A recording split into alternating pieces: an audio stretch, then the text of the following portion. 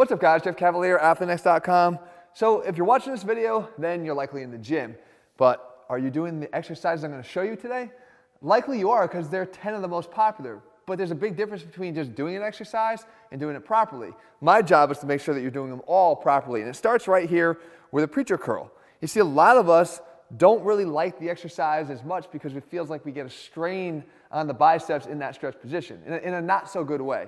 And a lot of that has to do with the fact that you're sitting back too much to start the exercise, right? You're getting into this position here. There's a lot of vulnerability on the biceps in this position. Actually, if you come close here, you can see the tendon in my left arm, which is the only one that's really left intact at this point after tearing the right bicep, is really under a good amount of load, and it gets even more and more, and I get in the sit back position. So if you want to do this exercise more safely and more properly, I want you to lean forward over the bench a little bit more and dig the elbows into the pad. Because when you dig the elbows back into the pad, you engage the lats. And the lats in this position are able to actually contribute and offset some of that load that happens to the biceps in the bottom position here. Now again, this is a good exercise for applying a stretch and load to the biceps in that bottom position. But again, you want to make sure you're doing it safely. We've seen people tear their bicep tendons doing it. Having the lats engaged by digging those elbows back into the pad will give you the benefits without causing any of the problems. That being said, what's the next exercise here? Well, lat pull down is obviously very popular too.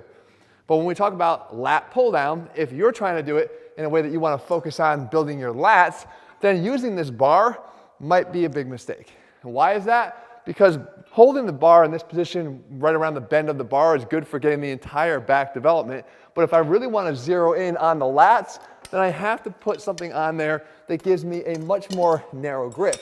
And this is where something like the tricep pushdown bar comes in really handy. Because in this position here, I have to be narrow. And what happens with the narrow grip is my elbows go further in front of my body, right? Wide bar, elbows will drift wide. Narrow bar, elbows will drift in front, placing the lats on more of a stretch. So the exercise starts to look more like this. Good contraction at the bottom, good stretch up here at the top. Now, you might be thinking to yourself, well, then that means then this V-bar handle might be even better, right? Because it keeps me in tight. What you'll notice is it actually limits a little bit of the extension of the arm behind the body though. Because when I get down here, the hands become the stopping point of how far this bar can get or how close this bar can get to my chest. Versus when I have this bar here, I can get my hands all the way up against the chest and my elbows can go much further back behind my body into extension, which you'll feel even more so with a great contraction in the lats. Next up, the push-up. Another classic basic exercise that we're all doing. But are you setting yourself up properly to do the exercise right? Here's a little trick to make sure you do every single time. You want to put your arms up over your head when you get down to the starting position here. And then simply slide your elbows down until they're about 45 degrees away from your sides.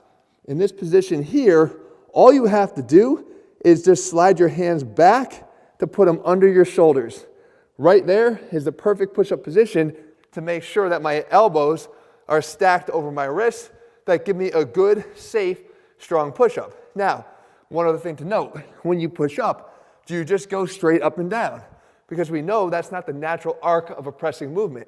If I want to follow the path of a bar when you do a bench press, then what happens is I want to make sure that when I'm pressing up, I'm actually pushing back a little bit, rocking a little bit back onto my toes.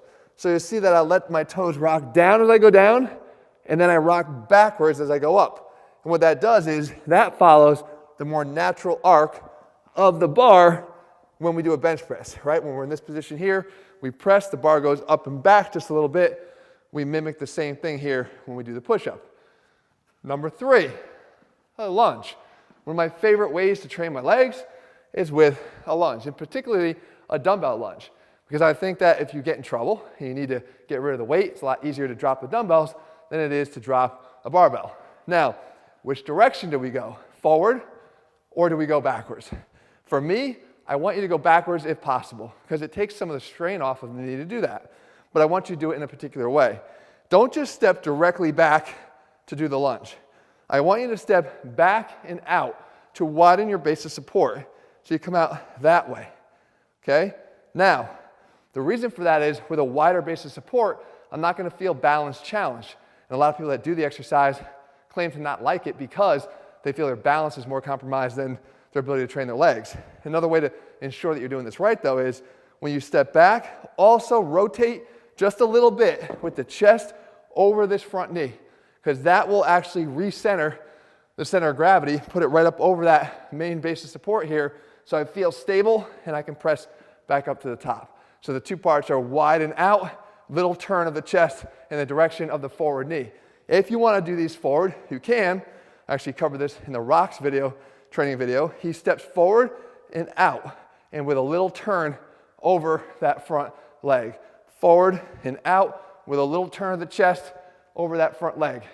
Do that, and I promise you, that will actually feel good for the first time in a long time.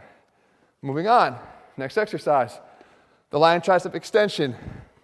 Whether you call this a skull crusher, a nose breaker, or, like I do, a lying tricep extension, where the elbows are in space determines how much your triceps are actually doing the work. So when you do the exercise, I don't like the version where your arms start straight up overhead, come down to your forehead, and come back up. And again, it doesn't matter whether you're using dumbbells or an easy curl bar to do this, or even a straight bar. What's lacking here is that in the top position, there's not a whole hell of a lot of work being done by the triceps. Yes, they're keeping the elbows extended, but we can put more work on the triceps by getting the arms back over our head to start. Now we can get the long head into a better stretch position at the bottom here, and then when we stop at the top, there's still a lot more tension being driven into the triceps here than there would be here. And if you don't know or want to question that, all you have to do is do that for yourself. Hold the dumbbells here or hold them here and see which part works the triceps more. Clearly, it's when they stay in this orientation angled back behind the body. Now, obviously, there's things like the JM press that start and stop in this position here, but that's a different exercise with a lot heavier weight. If you want to do this exercise properly, get them back and keep them back for the duration of the exercise until your very last repetition. Next, Bulgarian split squat. Another great exercise, well, actually one of my favorite leg exercises that you can do. And I talk about how most people hate the exercise, but once again, it's probably for the wrong reasons. You hate it because it's awkward, or every time you do it, you feel like you get set up and then you gotta hop over here, or you do the exercise, you're falling, and you're like, this is just not working my legs because I'm too worried about falling over. There's a simple way to make sure you get this right every single time. Sit on the bench with the dumbbells on your thighs. Extend your leg out as far as you can, okay? From here, widen it out just a little bit more. Okay, so right from where you are, get a little bit wider. At that point, reach forward, put your dumbbells down like that. Do not move this leg. Come straight up on that heel and put your back foot in contact here with the bench. In this position, though, you don't want to be on your toe. You want to, again, broaden the base of support. So I could do that by folding the foot down. When I fold it, there's more foot in contact with the bench to give me better balance. What this did is this put me in the exact position I need to be in terms of distance away from the bench to ensure that when I go down, I'm in the exact position I need to be to put the work where it needs to be, either into the thigh or quad if I stay upright, or more into the glute and posterior chain if I lean forward when I do the exercise. But either way, when you do this, you'll feel stable, you'll feel balanced, and you'll feel the exercise exactly where you intend for it to be felt. Next up, we have a crunch pull down. Working the abs this time. I tell you, if I had $1 for every time I saw someone do this, I've got a lot of dollars, right? When someone does a crunch pull down, how many times do you see this? They lock it in here, looks good, and as they go down, they crunch. Okay? If you can't spot the problem, then again, likely you're doing the same thing. I don't want you to move your butt any closer to your heels from the moment you set this exercise up. Imagine that there's a line right back here that I cannot cross if I want to do this exercise properly. Because what I'm looking for is flexion of the trunk. That's the job of the abs. So when I'm in this position here, if I flex straight down from here and round out the back, then I'm doing the work of the rectus abdominis. Flex the spine down and come up. Flex the spine down. It's a good stretch exercise for the lats too, because I'm having to eccentrically control this on the way up, particularly if I use a lot of heavy weight here, which this exercise is actually conducive to. But what I don't want to do is, again, go down and sit back. Don't cross that imaginary line behind you if you want to do this right. Next up, moving on, my favorite exercise, the face pull. How do we do the face pull? Well, I can tell you right off the bat, to do it right, you don't do it with one rope. Right, I've shared this before. Pull one like this, get that second rope, steal it from whoever else is using it, just for a second, a couple reps, a couple sets, that's all. Pull that down also, okay? So you have this setup. You need the longer rope to be able to establish the right position at the top of the exercise. And what the right position is 90-degree angles up here next to my head, okay? Pull towards the face to get the right height, but keep those 90-degree elbows established at the top. Because what I see all the time is people taking this overhand grip and doing this, okay? While this might work the rear delt because you're getting extension of the elbow behind the body at the shoulder, that's okay, but you're limiting the extent that you could be training the back. We can do much more than the rear delts when we do a properly executed face pull. So you take an underhand grip this way, okay, like a handlebar grip on a bike. Then we step out far enough, and again, I look to establish basically this double bicep flex position here behind me. Elbows directly pointed towards the floor and thumbs pointed back behind me. And what this does is now you get external shoulder rotation here, and you work the rotator cuff, not to mention you work the mid-scap muscles too. So you get a lot more than just the rear delts, which are still being worked heavily in that position too. Now, next exercise, we do the crossover. All right, so we have a cable crossover. One of my exercises I like to do for chest, I talk about all the time how you want to make sure that you have adduction into your chest exercises. Right? It's not just about pressing or dipping or even doing push-ups. At some point, you have to cross the body, the midline, to really work the chest. So what we need is an exercise that, or a variation of this, that lets us do that. But there's something people miss all the time when we do, and that is body position. They'll set up like this, and they'll let the arms come across the body, and they'll say, I did it, right? This is exactly what I'm supposed to do. When in reality, that's not, because what I'm doing is I'm chasing my hands with my chest, right? If I chase my hands with my chest, the shoulders are always going to win that race. They're going to go out faster and further than your chest, leaving your chest behind and compromising the contraction that you get. Instead, think about letting the chest go backwards instead of forwards.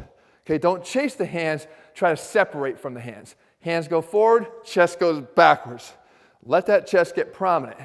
Now, one other thing here. Let's say you have a hard time feeling the chest contract.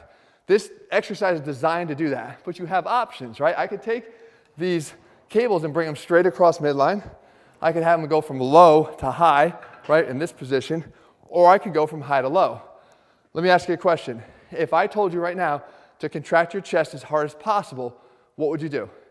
Would you go like this? Probably not. Would you go like this? You know, maybe 30% of you. But without even knowing it, a lot of you would just go like this, right? You go here. And the reason for that is because the natural contraction of the chest is going to occur at this high to low angle because of the orientation of the chest fibers and that abdominal head of the chest. So if you have a hard time feeling your chest, or you're not kind of a chest non-responder, make sure you're going down while you do the exercise. So when you go down, again, chest still goes backwards, but the overall angle of the crossover is from this high to low position. That's going to help you to feel that a lot. One more. I'm having fun with these. If you like this, I'll do more of these. Just kind of taking you through the gym. So here we have a lateral raise. Now, I love the lateral raise. I do it with dumbbells all the time. A cable lateral raise is a different beast. A cable lateral raise allows you to train the side delts, middle delts, much more explosively, much heavier, and most importantly, with a good stretch to start them. Because when we use dumbbells, there's not the opportunity for stretch that we get when we have a cable that can cross our body. But instead of going behind the body, which I've coached before, you're going to limit the amount of weight you can use from back here because you're pulling from a very weak position. So instead of going behind the body, which will give you that pre-stretch on the middle delts, just go in front, allow yourself to walk away from the machine a little bit, and get the stretch on the middle delt. You're still going to get one here, you're also going to get one on the rear delts. But I can more explosively pull up and get into that top position. Pull up and get into that top position. So almost like a cheat lateral, again, with the heavier weights, and again, applying the stretch to it becomes a more effective hypertrophy stimulus. If you want to get a little bit more resistance, come down a little bit lower. So now this is going to have this resistance curve up and away. So at the very top of the exercise, I still have a good amount of tension up on the middle delt. I have some here, a little bit less, but that's okay. Again, we have the ability to still kind of abbreviate this a little bit, keep the tension high at the bottom, and also still have the tension high at the top. But regardless of what exact angle you set it up at, I would highly suggest that you incorporate some of the cable laterals into some of the side lateral work that you're already doing. So there's a little walk around the gym. Those are 10 exercises that are very popular. If you're looking for a program that not just incorporates these, because it's not just what you do, but how you do it, head to ATHLEAN-X.com, guys. We have step-by-step programs that show you how to do everything you do properly. Full meal plans, full programs, all available over there, supplements as well. All right, guys, see you soon.